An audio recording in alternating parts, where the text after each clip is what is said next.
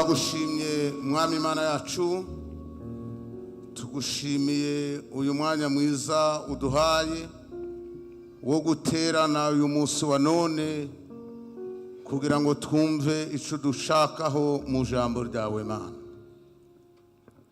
Tugushimiye kurarika kwera wararitse abagaragu bawe.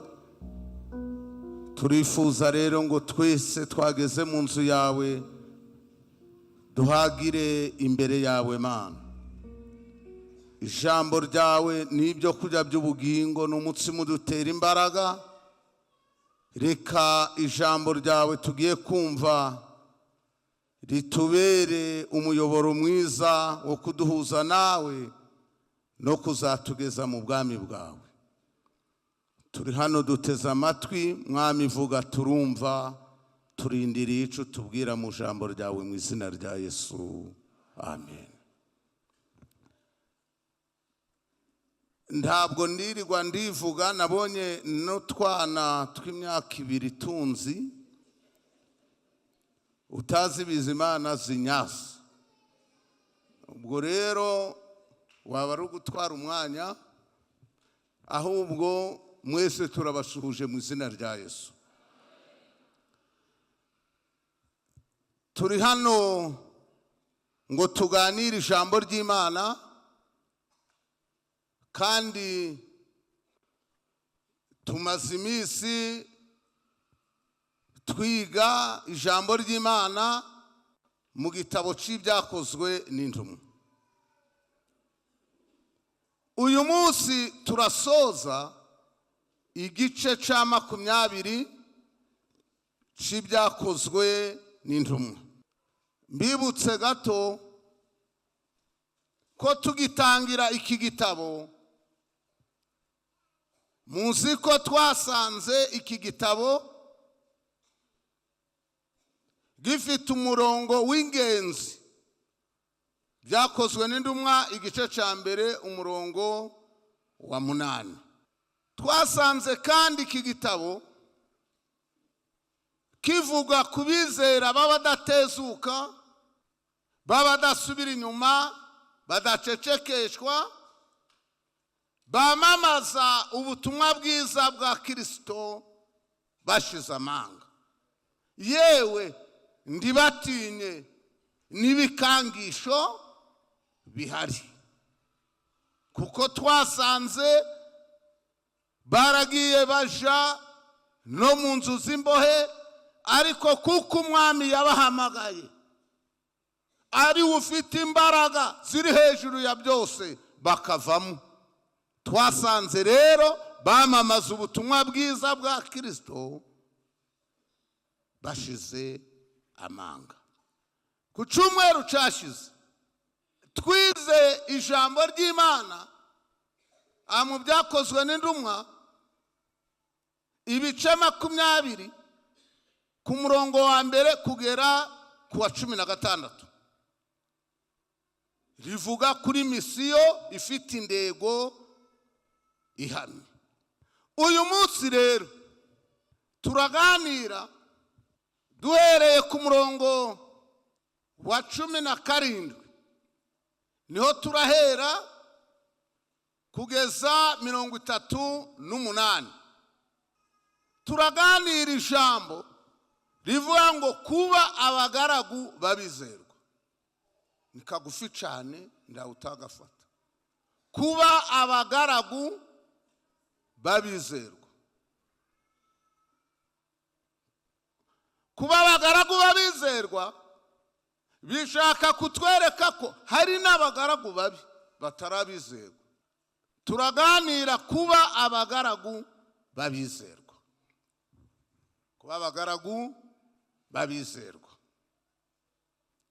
Intego nguru shaka ko tuvugaho nk'abagaragu b'Uwiteka babizerwa, dukwiriye kuba icitegererezo cyiza muri byose, twirinda inyigisho z'ibinyoma kandi dukomezwa n'ijambo ry'Imana. Iyo niyo ndego nguru tugiye kuganiraho. Ndarasoma nguko twabibonye mu rugendo rwa mbere rw'ivugabutumwa rwa Pawulo, uyu Pawulo yagaragaje ko ari umugaragu mwiza w'umwizerwa dukuraho icitegererezo. Aha rero niho tugiye gusoma, kandi nifuza ko tureba ibintu bine bikwiriye kuturanga mu kuba abagaragu babizerwa. Ibyakozwe n'intumwa ibice 20 umurongo wa 17, murambure tuhasome. Abimereto atumira abakuru b'itorero ryo mu Efeso. Bamaze kuza arababwira ati, ubwanyu muzi uko nabanaga namwe iteka ryose, uhereye umunsi natangiriye kuja muri Aziya, ngorera umwami nicisha bugufi cyane kandi ndira, nderwa ibingerageza n'inama z'abayuda. Kandi muzi yuko ari nda jambo ribafitiye akamaro nikenze kubabwira cyangwa kubigishiriza imbere ya rubanda no mu ngo zanyu rumwe rumwe. Namirije abayuda n'abagiriki kwihana imbere y'Imana no kwizera umwami Yesu Kristo. None dore ngiye i Yerusalemu mboshwe mu mutima, ibizambaho ngezeyo simbizi, keretse yuko umwuka wera ambamiriza mu midugudu yose yuko ingoyi n'imibabaro bindegerejeyo. Ariko sinita ku bugingo bwanje ngo nibwire ko ari ubw'igiciro kuri nje, kuko ngwiriye kurangiza urugendo rwanje n'umurimo nahawe n'umwami Yesu wo guhamya ubutumwa bwiza bw'ubuntu bw'Imana. Amen. Iki ni cyambere tugiye kurebera hamwe, kuba icitegererezo ciza muri byose. Mu bintu bine tugiye kureba bituranga ng'abagaragu babizerwa, icambere ni ukuba icitegererezo muri byose. Pawulo ahangaha yibukije abitorero, abakuru b'itorero, abibutsa uko yabanye nabo, abibutsa ubuhamya bwe, uko yabigishije, uko yagiye agendana nabo, akababera icitegererezo, akababera urugero rwiza, arabibibutsa. Uribaza ngo yashakaga kubibutsa iki? Yashakaga ko bibutsa nguko twasomye ko bakwiriye kwitanga mu murimo, bakaba ngore neza bandebereho mu byo bavuga n'ibyo bakora, bakaba ibyitegererezo by'abandi. Kera hari umuntu wigeze kubeshera abakozi b'Imana, aravuga ngo twigishaga ngo ndimwumve, ngo ndimurebe ibyo ngora ngo mwumve ngo ibyo mbabwira. Nta muntu wigeze yigisha ibyo,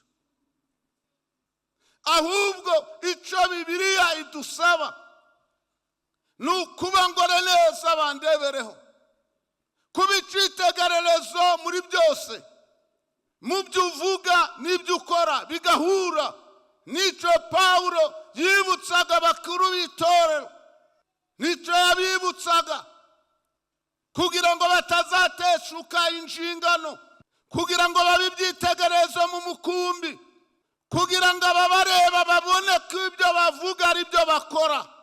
Kakabira aho hantu yabibutsaga ko bakwiriye kutita ku by'umubiri yabo. Yabibutsaga ko batakwiye kwireba ngo bite ku bugingo bwabo gusa, ndetse no kwita ku by'umubiri, ko bakwiye gukora bakitanga, ndetse bicisha bugufi.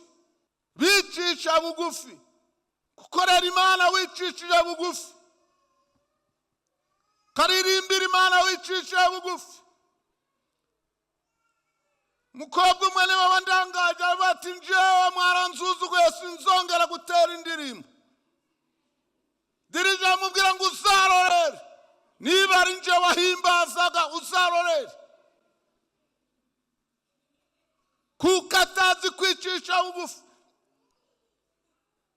Ariko Pawulo ahugura abakuru b'itorero yarababwiye ngo bakwiriye kwicisha bugufi. Nabonye umupasitoro twasengerewe rimwe ku bupasitoro, tumaze gusengerwa hamaze ibyumweru bitatu nsanga yambaye amataratara. Ndetse ko wambaye amataratara urarwaye? Atoya, nasabye Imana ngo izambuye umurimo, ngomba kwambara amataratara. Ahubwo wegereye umushumba we, umwegereye umubwira ategura umubatizo nzabatiza. Narabibonye. Cyubahiro, ndakwicisha bugufi. Ibaze ngo none abuyoboye bizagenda biti. Mubona Bishop Kundu abayicishiye bugufi, ngo ndararya mutari hamwe mu gikundi, ari guhobera n'imbinja zitakarabye. Yahagaritse imodokari twagiye mu birori yapfo, mbona baruzuye abandi ndavuze bati none turagarayo dute? Abahamatiki. Uko niko gukorera Imana. Chamba amafaranga nayo ndabihera. Korera Imana wicisha bugufi, utigize muremure ngo wigire igitangaza. Pawulo arabahugura, arabiyama. Icya kabiri, kera Imana yari yambuje kuvuga amagambo menshi, ariko hari igihe kazaga ngavuga menshi. Icya kabiri, kwitondera abigisha n'inyigisho z'ibinyoma. Icyo yibutsaga, ibyo yiyamaga. Abakuru b'itorero n'abera ko bakwiye kwitondera abigisha n'inyigisho z'ibinyoma. Manza ndavuga menshi, kuraka ndabivuga, kumva umwuka mbwira ngo ubivuge. Pawulo muri uyu murongo kadusome 28, murongo wa 28 tugeze 31. Mwirinde ubwanyu, murinde n'umukumbi wose umwuka wera yabashiriyeho kuba abarinzi, kugira ngo muragire itorero ry'Imana iryo yaguze amaraso yayo. Nzi yuko muhitondere, nzi yuko nimara kuvaho amasegaryana azabinjiranamo.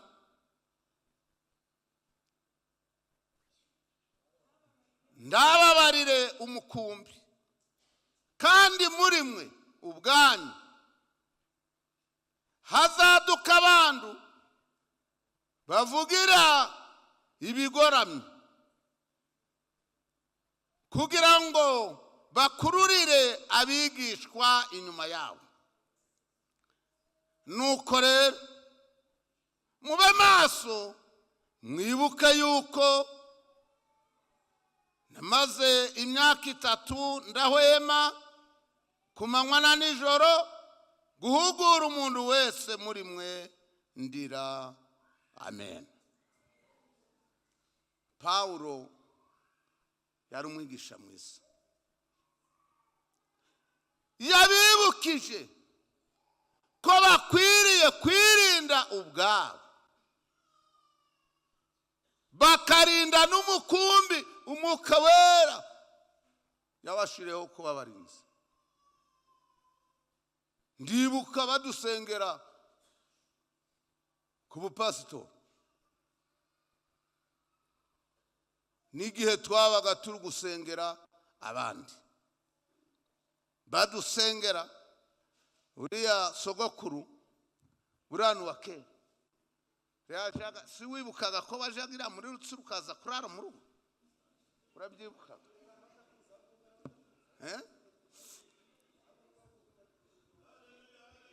Amen. Ndashima Imana kuko turi hamwe na sogokuru. Ubwo abuzukuru bari inyuma bose badutongereraga iri jambo. Iyo bari gusengera kuri bitoro babatongerera iri jambo, bararisoma ngo birinde, barinde n'umukumbi Umwuka Wera yabashiriyeho kuba barinzi.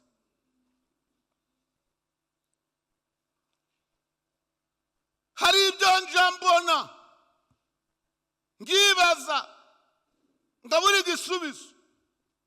Ibaza iki? ngo ndibaza ngo ku Mwuka Wera yadushiriyeho kuba barinzi banyu torero, kuko itubereka inzira ikwiriye ahubwo mukarwana. Kandi ijambo ry'Imana avuga ngo ni twebwe barinzi banyu, mwarinze abana banyu, mugeze hano nitwe baso, nitwe banyoko, nitwe barinzi banyu. Muje muca bugufi mwemere tubarinde, tubayobora inzira izabageza imuhera. Musi umwe tuzirata amakamba tugeze kwa Data mwijuru. Timuzaduca indege. Harabaduca indege usanga bafite amahanga, bafite imbaka zitagira impamvu. Oya, nitwe barinzi. Umwuka Wera yaduhaye ijambo ryo kubarinda. Mureke tubarindisha ijambo ry'Imana, mureke tubayobore mu kuri kose, kugira ngo ibyo mwaharaniye mutazabibura, mubitewe nuko iyi si igenda ikurura.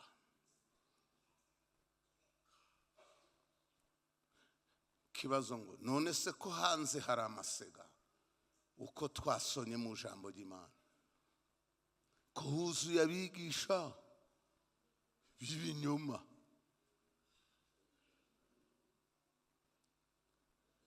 ko huzuye abarwanya iby'Imana bihimbiye ibyabo,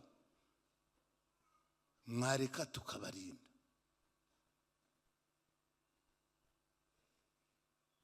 Kuko niba mwaraje ngo tubayobore, ndaho mwaje kuyobora,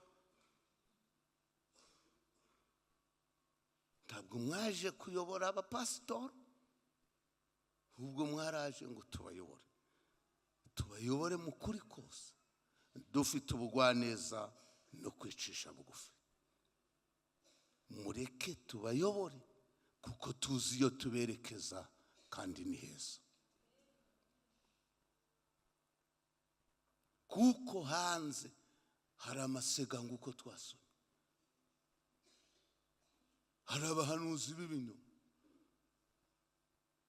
Muri Covid umugore yahagaze imbere mu nzira mu muhanda muri kaburimbo ati Imana yari yarabivuze, uzasubira mu rusengero izamuca amaguru. kuko harimo ibyaha byinshi. Mu rusengero no haba ibyaha cyangwa ibyaha biba hanze, ariko abona ibyo yivuga. Hanze hari abahanuzi b'ibinyoma. Iyo usomye muri Yeremiya bice manzari 23 uhereye ku murongo hari kuri 21 haranditse Imana yirivugiye ngo abo bahanuzi sinje wabatumye. Barahari abataratumwe n'Imana, barahari. Nimutatuza ngo tubayobore ko baharise. Ko hari abacunda abantu bari kuzunguza ko baragukuramo indasi. Barumaze iminsi mu byifuzo ati dore nashaka amaze imyaka 3 sindatwita, barayikuramo. Nutaguma mu jambo ry'Imana barayihubuza.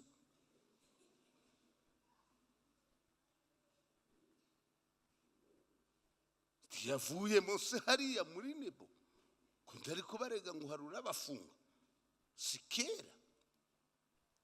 Kubita hariya jahari undi arakubita jano undi arakubita haja. Jewe nyarimo nagiye kubabera umushitsi no kwitangisha. Barakubita umugore bamusukiye amazi bagize gute ni mu iminsi 3 barambwira ngo yavuye minda. Barayihubuzamo nduzaza urukurira ngo tugusengera. Barahari.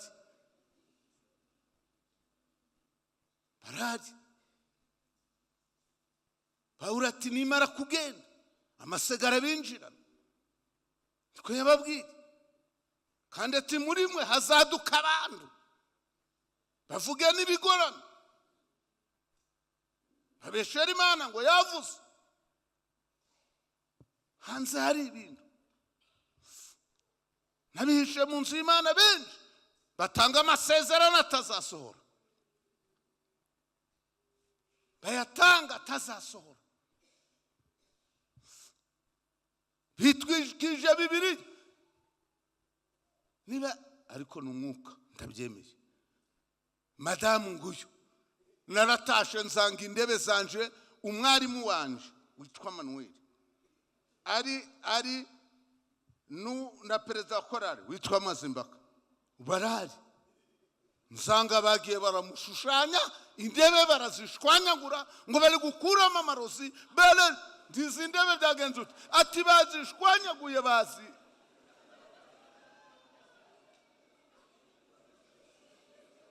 None se wabeshera umuntu hano baramuganjije arabemerera barashwanyaguza. Nsanga indebe bayigize ikiremu.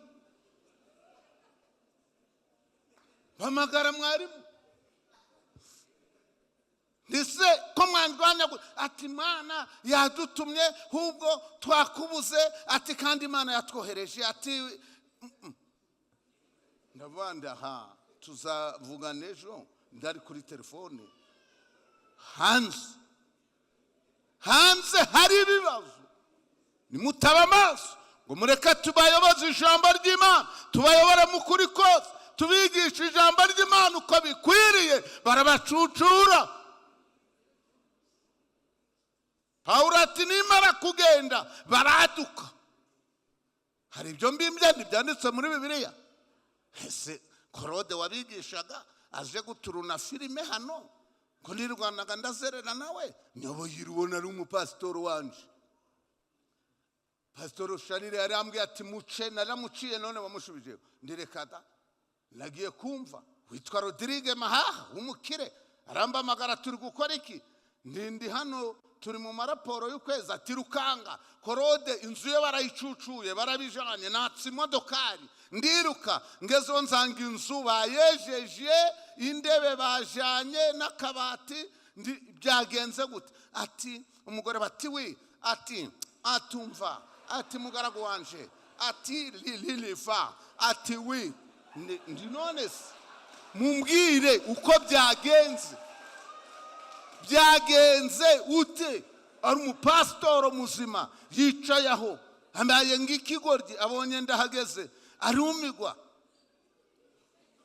ati rwose ndimbwire pastor byagenze gute ko banda baje izi ndebe zinyuze ngo ya ngo n'Imana yabivuze ngo kandi ngo yari yabitubwiye ngo nigiye kirekire ngigiye kuduha ibindi ngo ku mugoroba saa 2 ngo ndaguhamagara ngo ndabifotora mbikoherereze ngire bayakoze bitanga oya korona kubwiye ko bakwita umuyobe waranani izi ndebe nyereka aho bazijanye nje nzigarurire nibiye kunyica ninjirica zinyereke bazinyujije baranga turasigana ahubwo baransengera turasigana ngabona bari gusenga bari kunzengera mbonye numva ubwenge bundi buraje bati rero ni ibyabo byagiye n'ubundi ndibarabayakwereka itahire nditahire mbwira diregiteri wa kompasiyo witwaga Nyarugabo yaraje kundeba duhurira ku Rembo ndija mu modoka ari twigendera ibi n'ibigori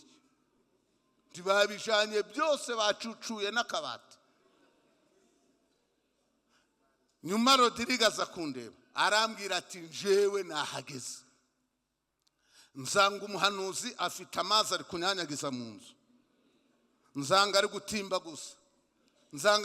gusa ambwiye ati ati mube maso ataratimba gusa agira gute ati none mbona ibintu barimo njewe ndigendera timbacungira hari nabonye abagabo batatu bari kubisunika ku mashareti niho naguhamagaje noneho umugabo ngiye kuguza amafaranga kuri banga mbamagaye nja kuri banki sinamenya iyo babinyujije abacuritse pastor bakamukura mu bwenge bakamushira mu bwabo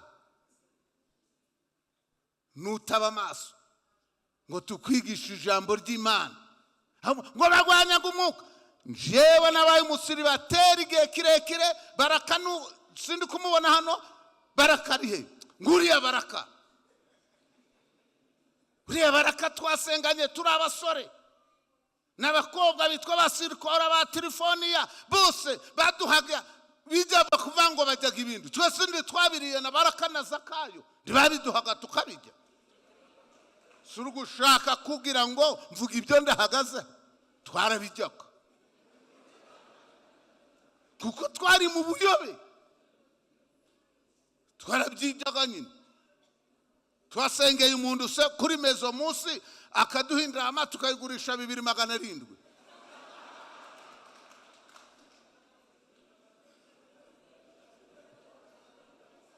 bagira ngo bakwigisha ijambo ry'Imana ngo ariko ngo ko baduhozaga mu bitabo Bibiliya yandikiwe kuyibika cyangwa yandikiwe ngo tuyigishe Nashaka ko mboromoka ngibyo naporomokagamo ngasoma umurongo umwe kano ndagutegura ndakubirute ngareba karongo kamwe ngapfa kuja imbere y'abantu ndumva dusome iri niri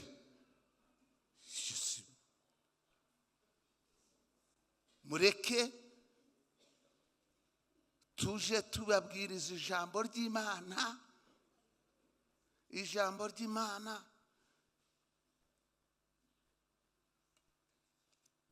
nibutsa akarimbi agace k'indirimbo ya 210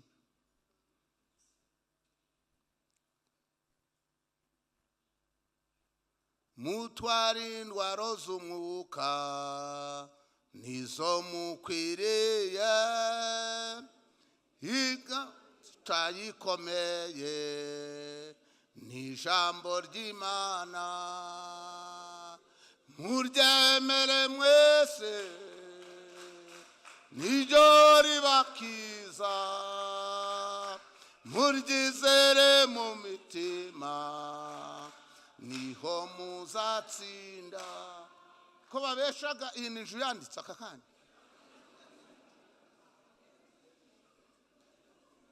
sagira umbeshera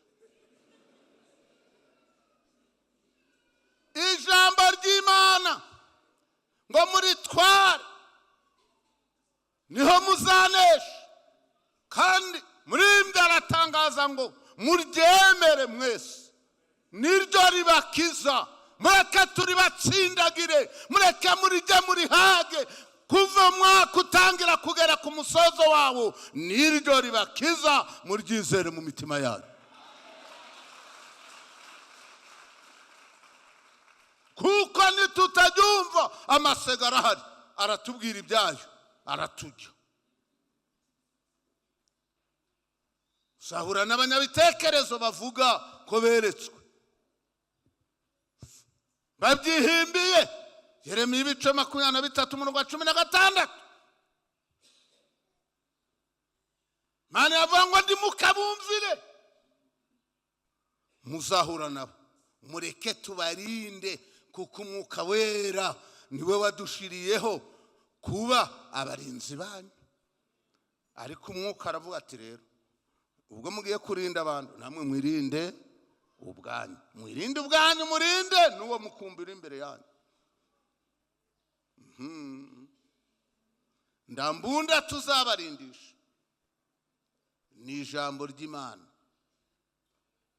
Uyu murimbi ati muryemere mwese, mwaba muri batoya, mukuze, mwarize amashuri ahanitse, n'abatazi gusoma no kwandika, ngo muryemere mwese, niryo ribakiza. Si ukubanga oya, ahubwo ni ukugira ngo mugume mu mwami wacu Yesu Kristo, mumaramaje mu mitima yanyu, mufite ibibakwiriye, mudateraganywa n'imiyaga yose iri hanze, mube mwubakitse, mufite ijambo ry'Imana mu mitima yanyu, nico ryashiriweho. Ca gatatu,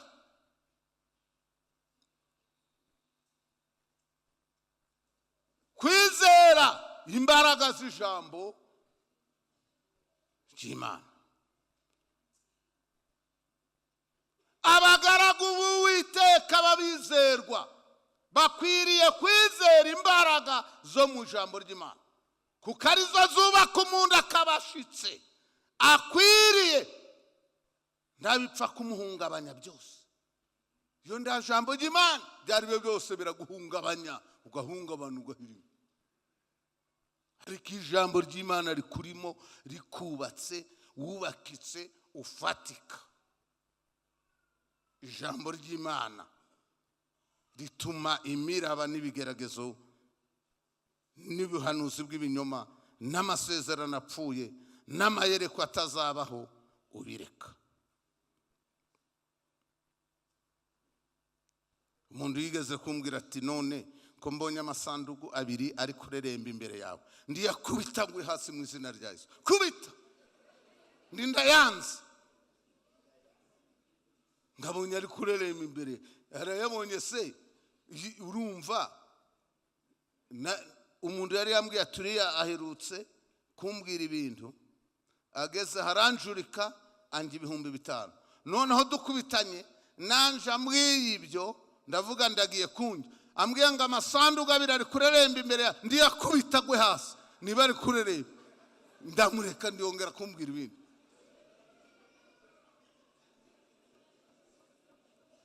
Kutizera imbaraga zo mu jambo ry'Imana, bakujana iyo bashaka ibigeragezo. Pawulo yagaragazaga ko abizera bakwiriye kubakwa n'ijambo ry'Imana kugira ngo ribafashe, ribarinde amasega aryana. Nicyo yashakaga kugaragaza. Ijambo ry'Imana rikakubaka ukabufatitse, ukabumuvuga butumwa. Ariko hano mbonaga byarafashe. Iyo turi hano mu mashengesho, haba kuwa 3, haba kuwa 6, abagore hano bayoboye, imbaraga zo baba bafite ukundu babitondetse. Njewe dore buri abatisita bari bigishaga itete, naye narigisha perefe yari batumanyeho, twigishaga etete. Omeritike ni imwe, omeritike ni imwe yose. Uku hano bimeze guca hano muri Aveste niko meritike ivuga ariko nditwirirwaga tujamo ibyo kubera twamenye imiguruko y'abakecuru badutoje cyo kugenda kuko nibakubwira ngo urashaka igice ugitoranye urebe ingingo nyamukuru irimo ujemo hagati urebe ibice bigize ico cigisho siwajaga mu bikinguri mu ibyo by'ibice twaporomokaga guca abakecuru bagacurira bakereri batayi tugaporomoka gucucukira agataha ndabyaza kandi njewe mbyigisha omeritike narigisha no kukabaya najaga kwigisha sinigeze ngendera muri omeritike n'umunsi n'umwe mani raguhana muyoboye imyaka 2 n'igice iwabirega ibi bya omeritike wabonaga ko nabigishaga wabonaga njamako gakungu nabaga nibereye mu biguporomoka guca bas n'ikigare kigatuma abakristo badakura mu jambo ry'Imana ndagukura kuko utabigishije ndasaba Imana ngo itazambaza ibyo nishe kuko nahura n'akaga gakomeye kwigisha ibintu udashoboye gukurikiza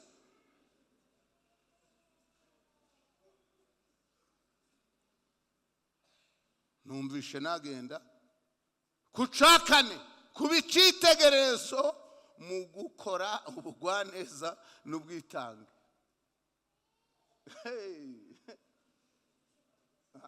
ari umugoyi kazi wavuze ngo hari akazakora ku muntu sevure kariho ibi mwajemo Imana iratureba hano ikicicaro izabitubaza satubaza impamvu twicariye ubusa ntitwumve icivugana natwe ngo tugishire mu bikorwa kaba yarashizeho abahanuzi bakandika ibitabo ngo tuzabisome mu gihe cyacu tukabisoma bikaba imvabusa bamwe barabitaye haraturi kubaka urusengero muri Nyakiriba bari abakobwa barabizi harimo Bibiliya yashwanyaguritse nahize nyirayo naramubuza yibiremu njaka umuntu wayishizumwo naramubuza ibagumu bamwe barazitaye zarashwanyaguritse bandi bazihaye abana barashwanyagura ariko Imana izatubaza ngo mbese ibyo nashizeho ngo bibarinde mwarabyakiriye murimbye ati mubyemere mwese iryo jambo niryo ribakiza kanigenderere Pawulo mu buhamya bwe yagaragaje ko yabaye icitegererezo muri byose haba mu byo avuga n'ibyo akora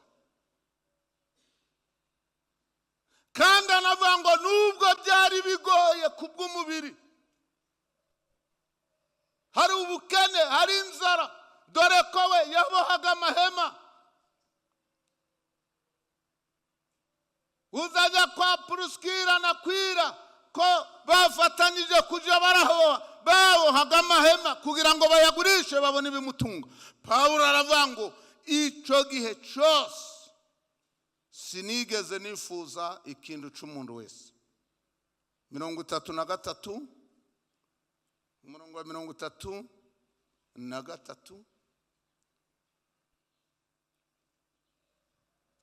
sinifuje ikintu c'umuntu wese ari feza cangwa izahabu cangwa imyenda nifuje gusoma kariya gusa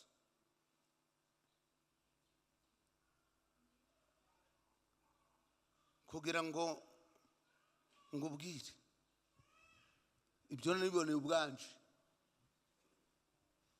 zoze n'icigisho ibyo nabonye n'amaso Pawulo aravati njewe navuze ubutumwa mu gihe kigoye nigira inama yo kuboha amahema ngo mbone ibintunga ariko sinigeze nifuza kujya iby'abandi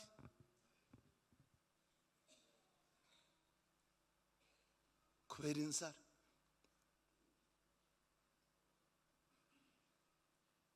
Hari abantu bazabazwa byinshi. Nasabye Imana imbabazi, niba hari ibyo nari mbabarire, sinari nzi ibyo ari byo.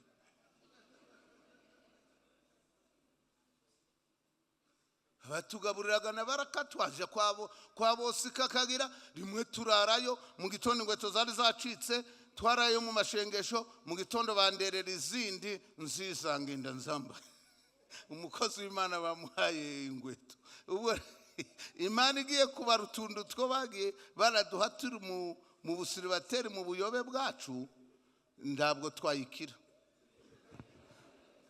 ariko yaratubabariye. Nabonye abantu bagiye bananirwa gukoresha amaboko yabo, mbana nabo kandi bagakoresha amayere yo kunatungwa, bagatungwa n'iby'abandi. Umunsi w'amagare bungunje mu mutwe, nahuye n'ikigeragezo ku munsi w'amagare. Ku munsi w'amagare navuye ku rusengero, hari aho turi kubaka, komanda mbamagaye wa polisi ari hamwe n'uwa daso. Uwa daso ari umubwiye ati tumuhamagare manzi ari hano badufashe aba bantu. Bari guhamagara abantu ngo bafashe abantu n'abanyeshuri bari kuva mu mashuri. None ndagenda mageze nzamukana n'umuhanuzi agiye gusenga hari kuwa gatatu.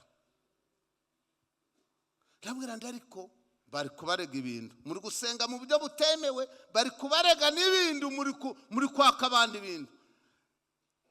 Jewe naramuyoboye uwo muhanuzi, arandinyuka arambangara, arambwira ati none ko mwebwe muhembwaga, none ukaba utubuzaga kurya, tuzatungwa n'iki?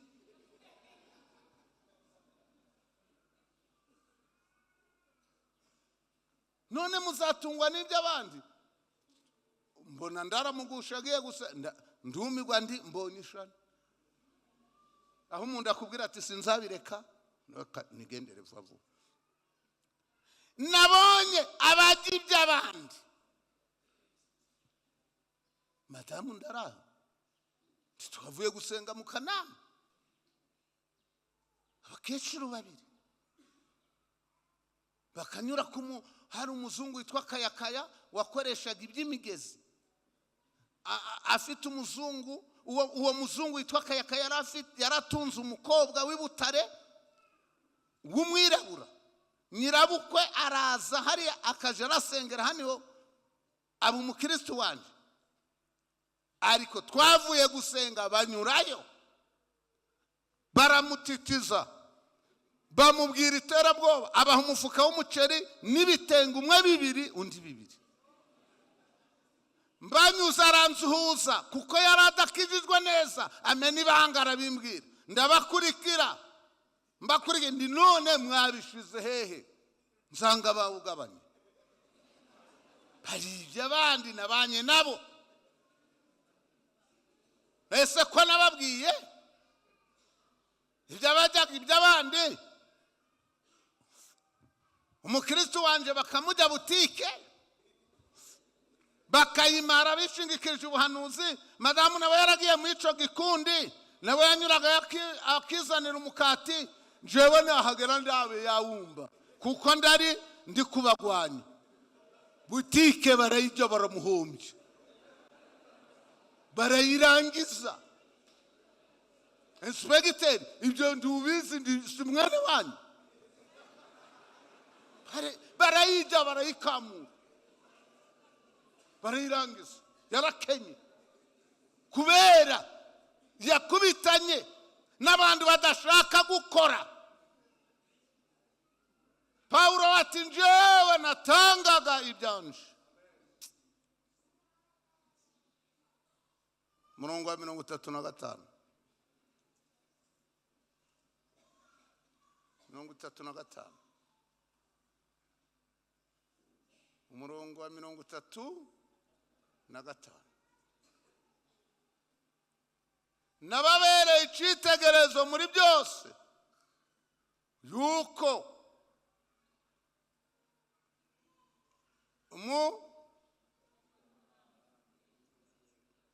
soma wewe uri kureba neza Philippe vuba nababereye icyitegererezo muri byose yuko ariko namwe mukwiriye gukora umurimo ngo yego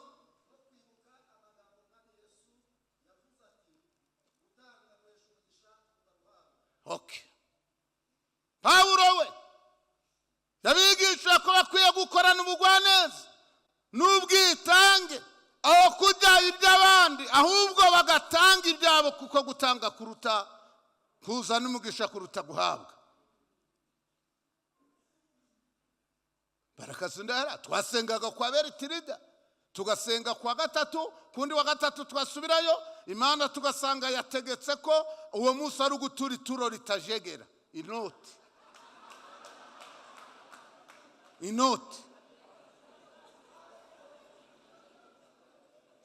mureke rero abatazumva ijambo ry'Imana Imana ndizambaze amaraso yabo kuko hanze hari amaseka.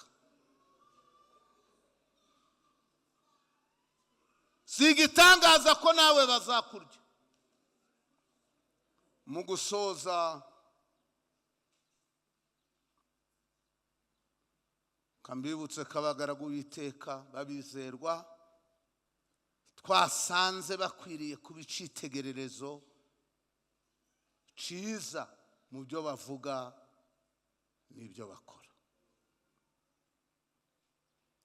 Twasanze kandi bakwiriye kwitondera abigisha b'abanyabinyoma.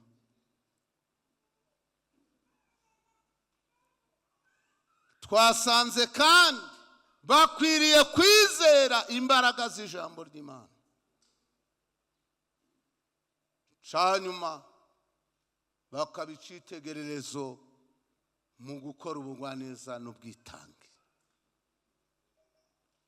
Torero ry'Imana ntabwo byoroshe kuko isi iragenda ikurura abantu, ariko ukiguha imbaraga ni ukwizera imbaraga zo mu jambo ry'Imana.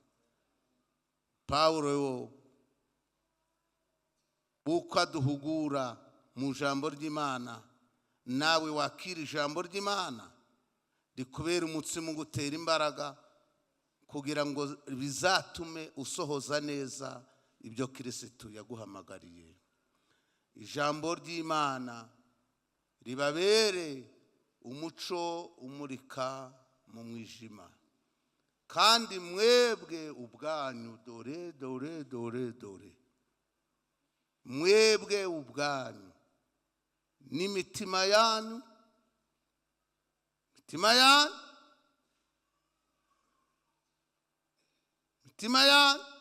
n'ubugingo bwanyu n'imibiri yanyu birarindwe bitazabaho umugayo kugeza igihe umwami azahishurirwa. Imana ibahe umugisha. Murakumva. Turagushimiye mwami Imana yacu kuko uri Imana yacu nziza. Imana tubwira ibyacu ukatwumva. Wakira ibyifuzo by'abagaragu bawe n'abaja bawe bari mu nzu yawe, kandi ukomeze kubagirira neza no kububakisha ijambo ryawe. Ndirice mu gutwi ngo rihinguke mu kundi mu izina rya Yesu. Amen.